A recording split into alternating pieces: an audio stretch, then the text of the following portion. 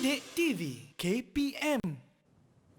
Baiklah, hari ini di Menengah Atas kita belajar tentang bahan buatan dalam industri untuk murid-murid tingkatan 4 bagi mata pelajaran kimia. Kita telah mengetahui tentang sifat dan juga jenis-jenis kaca. Dan untuk pengetahuan anda semua, kaca ada 4 jenis iaitu kaca silika telakur, kaca soda kapur yang kita boleh jumpa di rumah, kaca borosilikat yang kebanyakannya di dalam makmal dan juga kaca plumbum yang menjadi perhiasan dalam rumah. Dan sekarang di segmen ini kita nak tanya Cikgu Hairul apa pula perkongsian daripada Cikgu. Silakan Cikgu.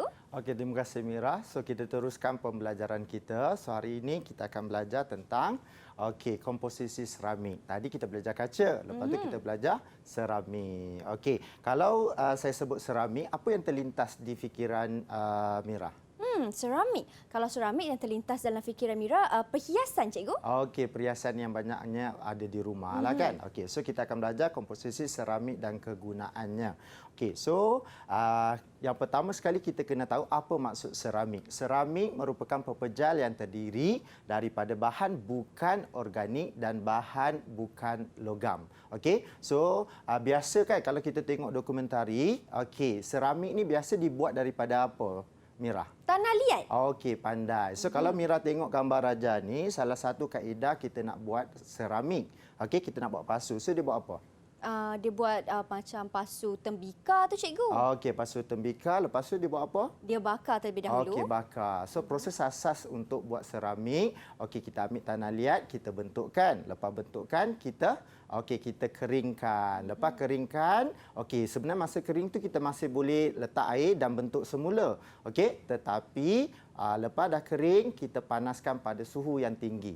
Okey, kita panaskan pada suhu yang tinggi, dia akan menjadi keras dan tidak boleh dibentuk semula. So dekat depan Mira tu, okey, ada beberapa seramik lah yang kat depan tu. Okey, kalau kita jumpa dekat sini, yang ni kita panggil mangkuk pija lah di dalam makmal kan.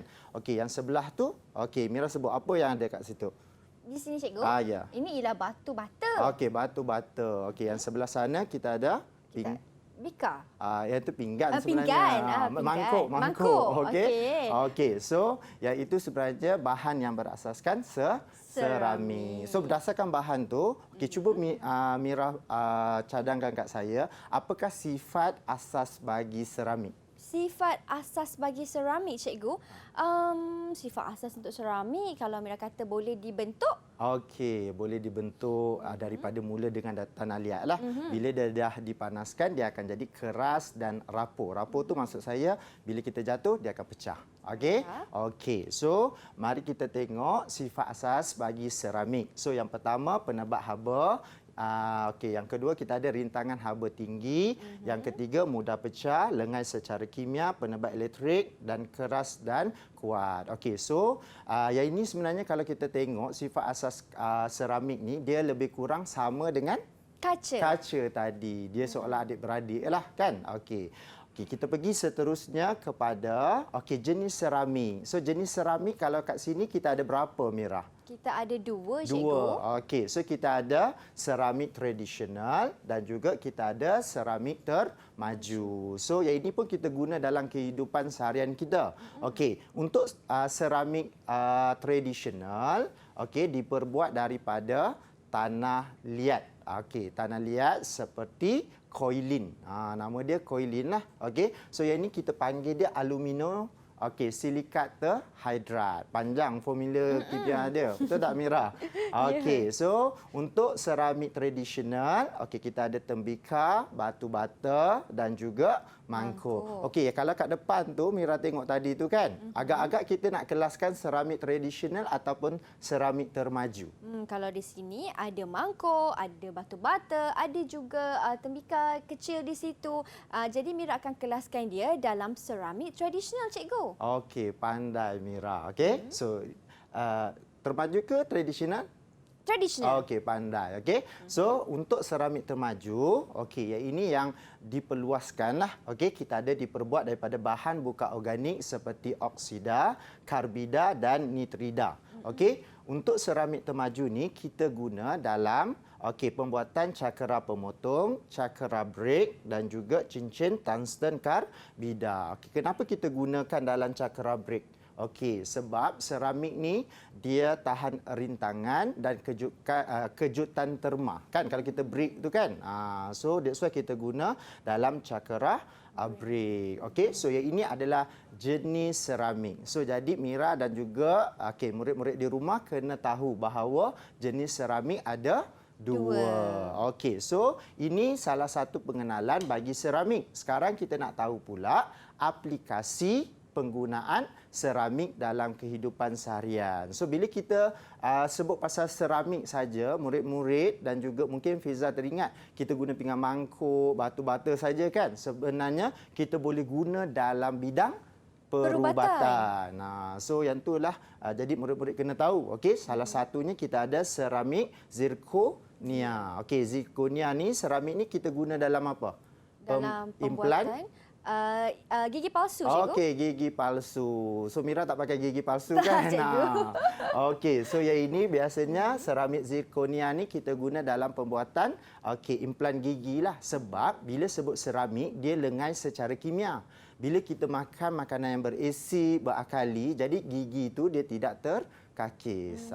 Kan? Okey. And then itulah sifat dia yang kita guna dalam seramik zirconia untuk implan membuat gigi. Okey, yang kedua ni, gambar ni kalau kita tengok, ya ini kalau kita ada sakit lutut. Dalam proses pembedahan kan, kita menggantikan lutut.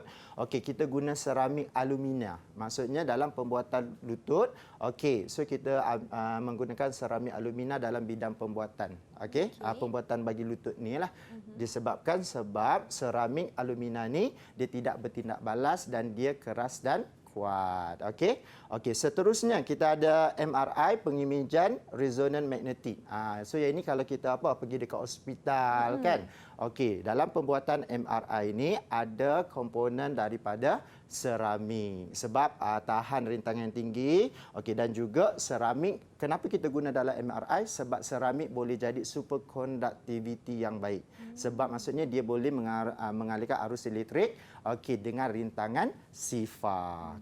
Okey, yang ini kita ada apa, Mira? Agak-agak ini enjin dalam kapal terbang, cikgu. Okey, so yang ini komponen enjin dalam kapal terbang jet lah. Sebab kita tahu bila sebut kapal terbang enjin, kapal terbang jet ni dia punya suhu sangat tinggi. Okey, jadi kita menggunakan seramik disebabkan seramik tahan haba dan juga dia takat lebuh yang tinggi. Okey. That's why lah yang ini sebenarnya kita guna seramik dalam bidang perubatan, bidang pengangkutan dan sebagainya. Boleh? Okey, ini aplikasi penggunaan seramik. So untuk test, Mira dan juga murid-murid di rumah. Okey. So saya ada sediakan satu soalan. Okey. So satu bahan mempunyai ciri-ciri berikut, keras dan tak lut cahaya. Okey, tak lut cahaya ni maksud tak tembus lah. Okey, kalau lut cahaya tu kaca, betul tak? Okey, so penebat haba dan elektrik yang baik, lengai terhadap kimia. So agak-agak apa jawapan dia? Okey, ini jawapannya kerana dia keras, tak lut cahaya dan lengai terhadap kimia. Jawapannya ialah seramik, cikgu. Okey, jom kita tengok. Okey, pandai Mira. So jawapan dia adalah seramik. Okey.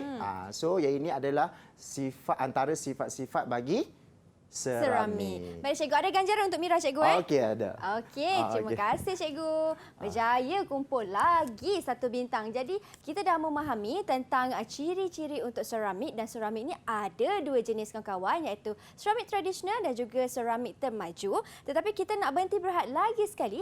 Jangan ke mana-mana tahu. Kembali selepas ini hanya di slot Menengah Atas Didik TV KPM.